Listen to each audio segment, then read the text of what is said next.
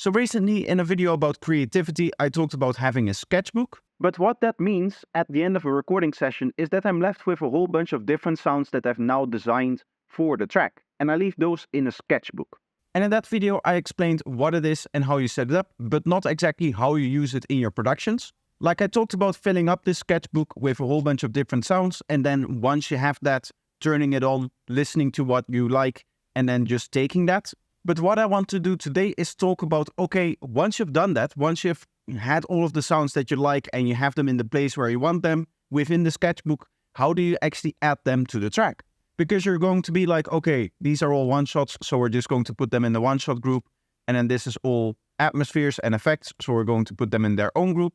But that's not really what I meant. I meant more in the cohesion part of actually adding the sound to the track and making sure that it fits with all of the other sounds that you've made. Because for those that haven't seen that other video, essentially what the sketchbook is going to be a whole collection of sounds which don't really have any direct cohesion with the track.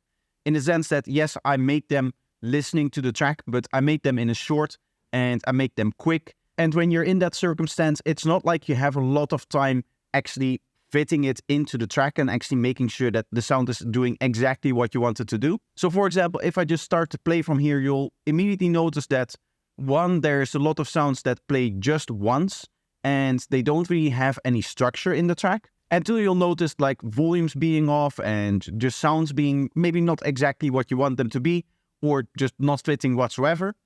So this is a good example of having all of those combinations in there.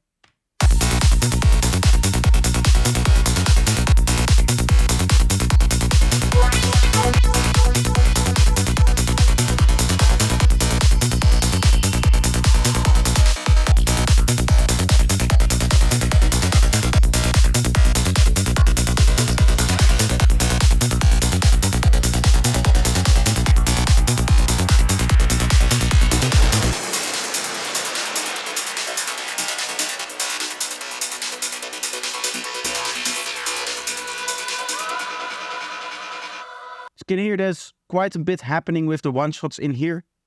These are the only one-shots in this part, so all of that little detail stuff is actually coming from this group over here. And there's some really loud sounds, of course. There's some sounds that I'm not really sure I like sitting in this particular part of the track. Maybe I don't like them in the track whatsoever. Like there might be a place that I can find that actually fits this sound over here.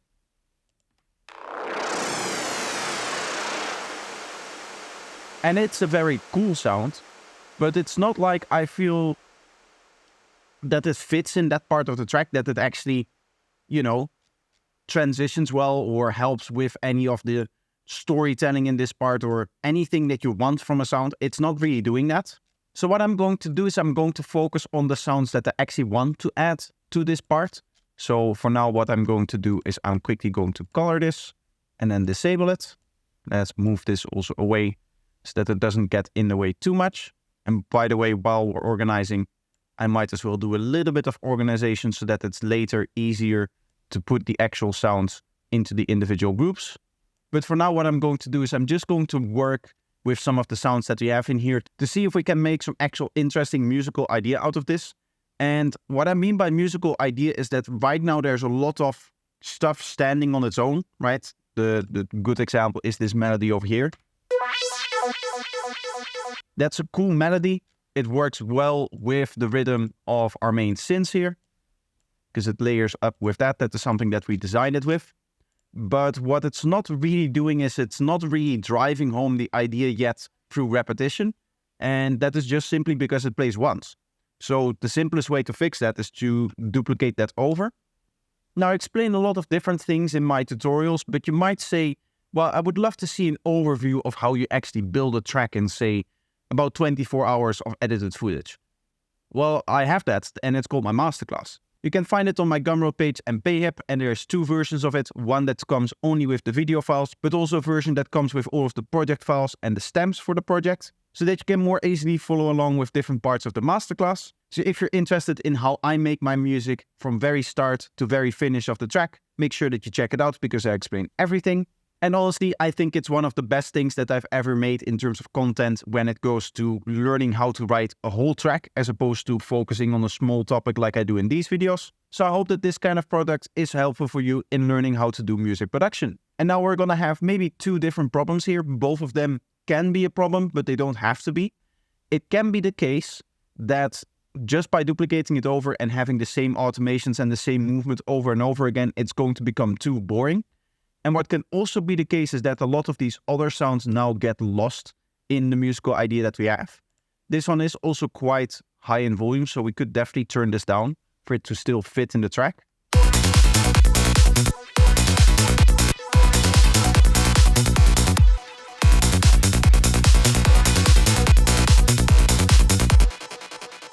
Can be even a little bit lower, and then we can do maybe another automation to actually have it come in a little bit over time in gain.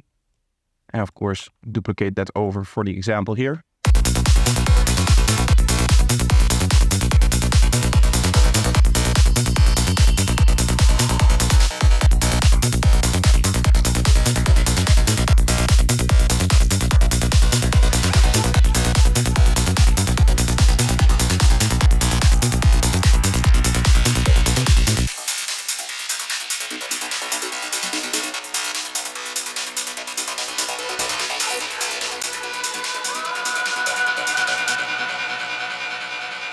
Like right now, it's cool.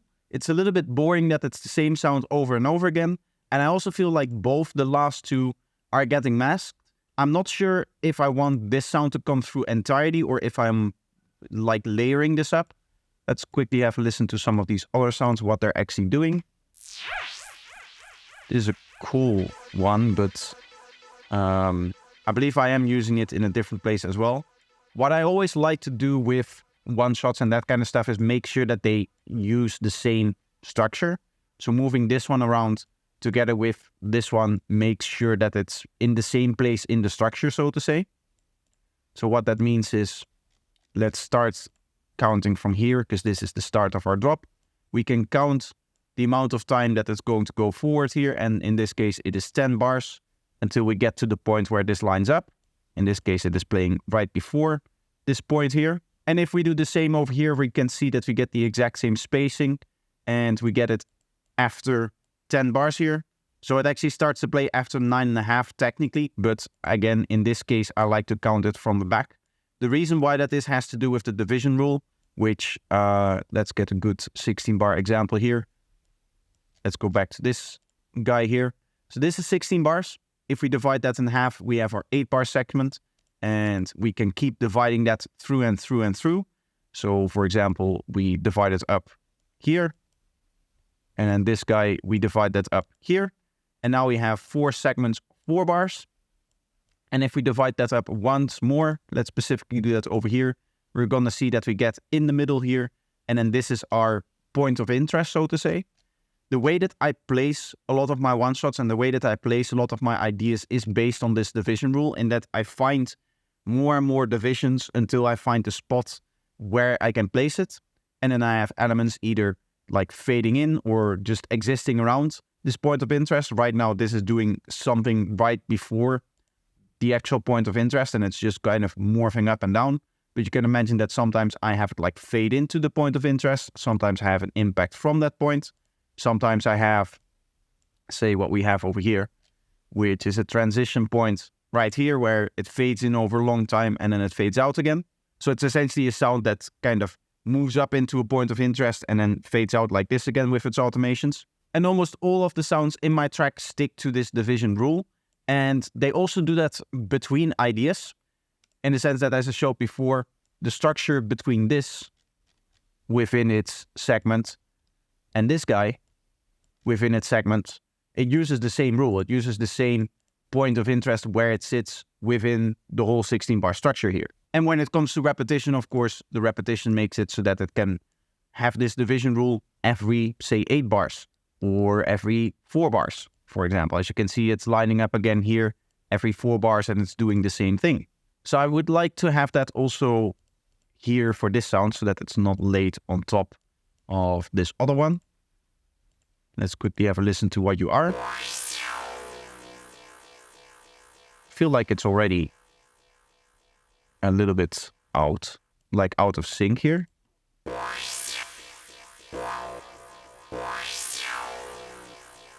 Why would it be so long? So what I would like to do with this guy is I would still like to have that sweep, but I would like that to sweep up over the whole duration here. So we're gonna change envelope 1 to LFO 1 or envelope 2 to LFO 1.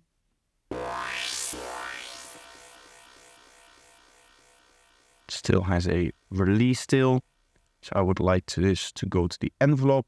We can actually set this to 1 bar and kind of get the same effect as we had before. But now what is going to happen is if I set it over here, it's actually going to rise for this amount of time and only fall for this time here. Which means that now if we say put it over here, it's actually going to fade into this point of interest. Again, division rule, you can divide this up starting here into this part, and this part.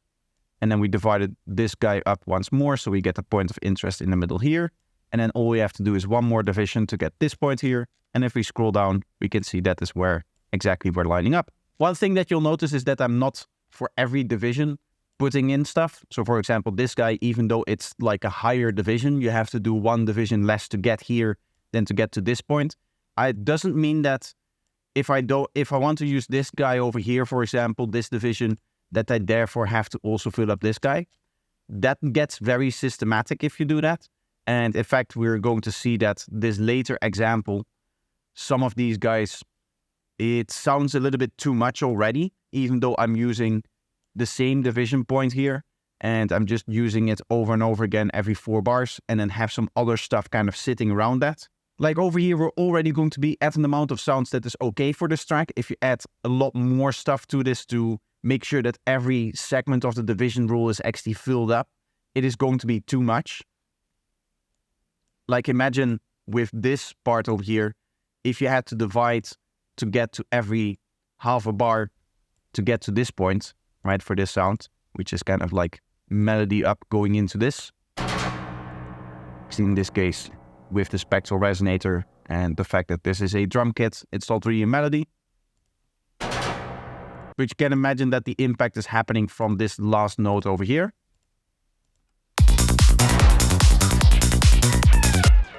Like in the context of the track, it's now da-da-dum, as opposed to an impact starting from the very first point here. You always have to consider where like the major moments of the individual sound is.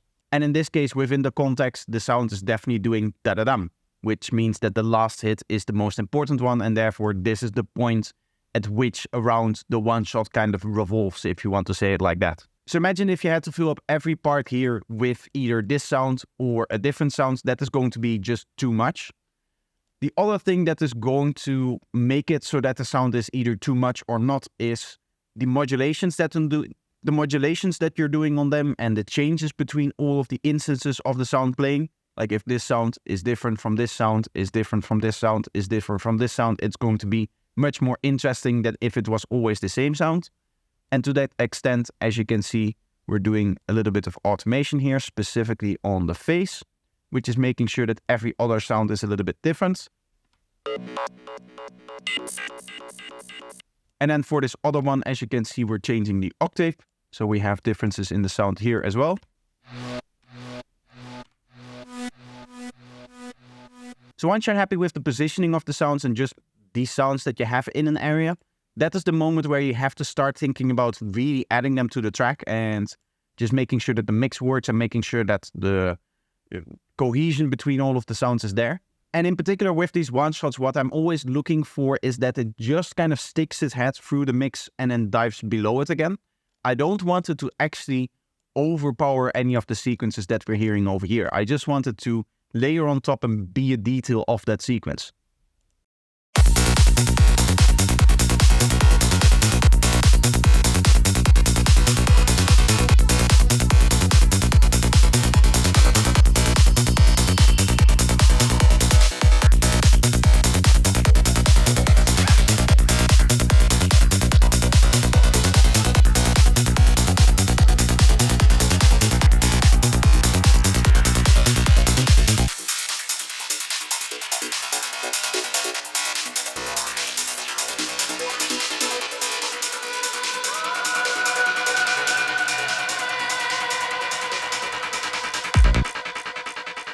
If still have the same automations here. So what I'm going to do is I'm going to quickly make some changes to some of these automations as well.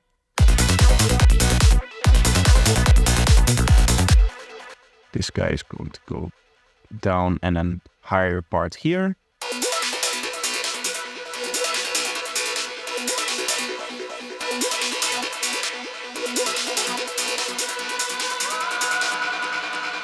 Just making sure that they have a little bit of variation for this main one. With this being like a melodic element, I consider this much more as a main element, and therefore it can come through the mix a little bit more than, say, like a basic squelch or something like this, right? Like this is much more a detail of this particular area here. And in this case, what I would do is probably actually take this and put it over here so that we can duplicate it again for the next 16 bars here, or specifically to put it in here.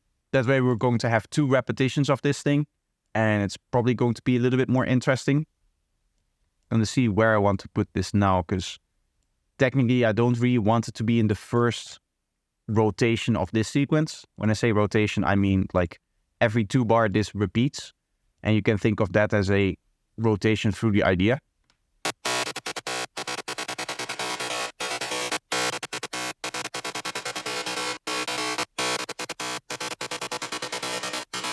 I would like the idea to be like easily established and easy to understand before we get into all of the details. So I would like there to be 2 rotations of the sequence before we start hearing any of the one-shots. And in that case, that means that we do need to take this and move this back a little bit again. So let's have this say, for example, here. And let's reflect that with this element too, by just taking the whole 16 bars and dropping that in here. I know that I'm going to have to make some changes to some of the automations as well in here. So for example, here we can start high like this.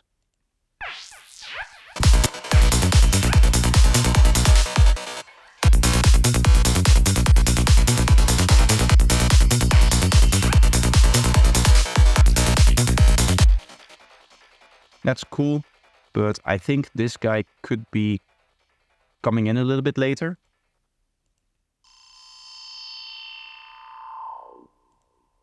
What we could try for this one is make an edit with the pitch bend, maybe.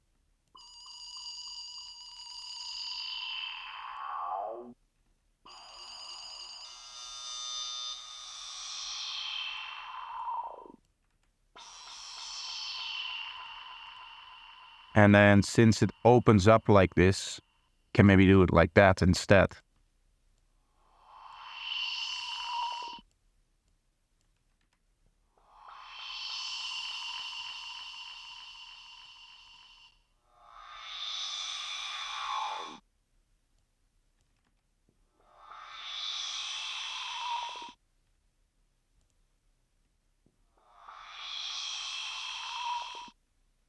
To see, did I do something particular here? Salt the filter.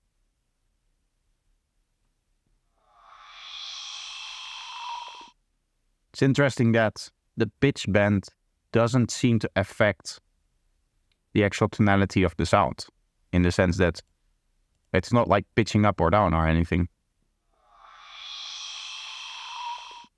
Like I checked, both of these guys do have pitch tracking enabled. So I don't really know what is going on. Maybe it has to do with the particular FM that I've set up here. I do really like the sound, but I would like it to, I guess, move up and down the spectrum more. So the other way that you do that is just with an external effect like shifter. This should just take the spectrum and just move it up and down, which is what we want.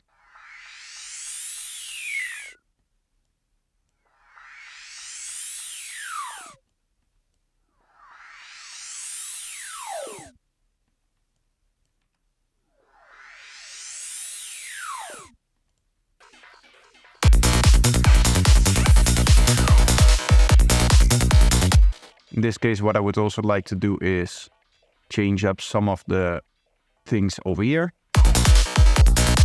so that there is a little bit more of a stop moment here.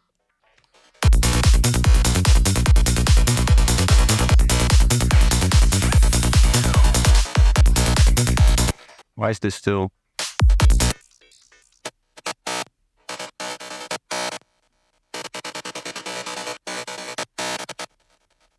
There's the delay here, I think. Let's turn it all down so that we just have like an actual pause here. Want to make sure that the element that I'm adding is now rising up into a point where something actually happens, so that this element is going to have a motivation to be there.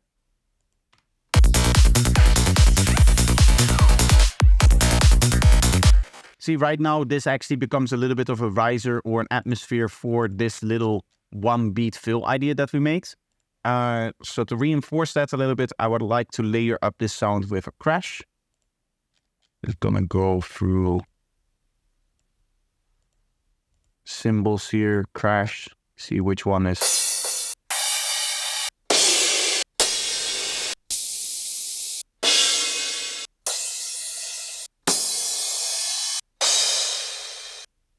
Something like this that just nicely reverses and rises in volume. And then to get extra impact, we want to crash up here as well.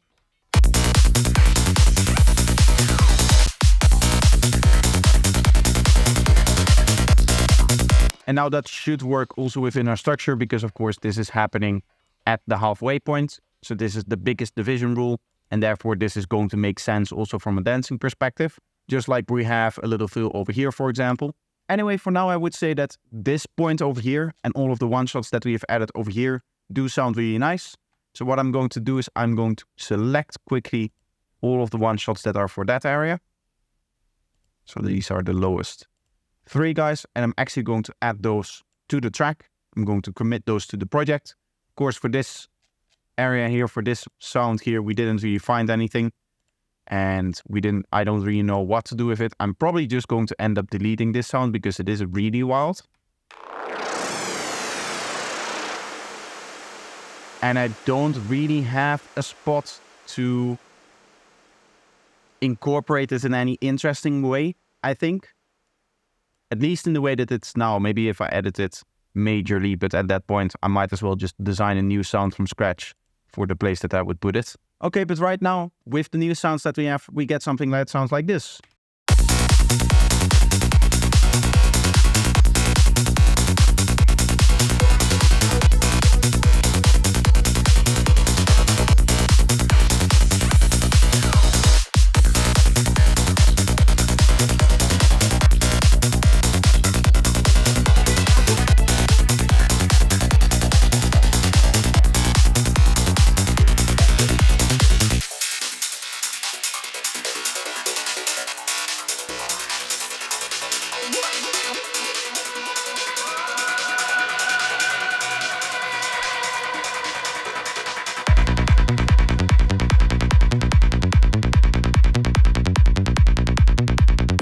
Cool. So that is how I take elements from my sketchbook, from the ideas that I want to add to the track, and actually add them to the track, making sure that they perfectly fit where I want them to be. As you can tell, it's this combination of really thinking about the structure and where does the element need to play. Also, what does it need to do? What does its function actually become? And then editing automations and sometimes effects or even the patch itself again to make sure that it can do what it do in the structure where it needs to be, and also in the function that it needs to provide into the track. With function, I mean, for example, that we had this sound over here, right? This little guy here, and we turned that into a little bit of a rising sound for this transition. So that is the functionality of that sound in the track. You can also think of it as, if we take this melody, for example, it is the main detail of this part of the track, and it fades out a little bit over here. And then from this moment on, we want to get into new sounds. And that, of course, has influence on some of the settings. In this case, in particular, it would be the feedback on the delay, because that is going to determine, okay, how long is it actually going to fade out, this melody part, right?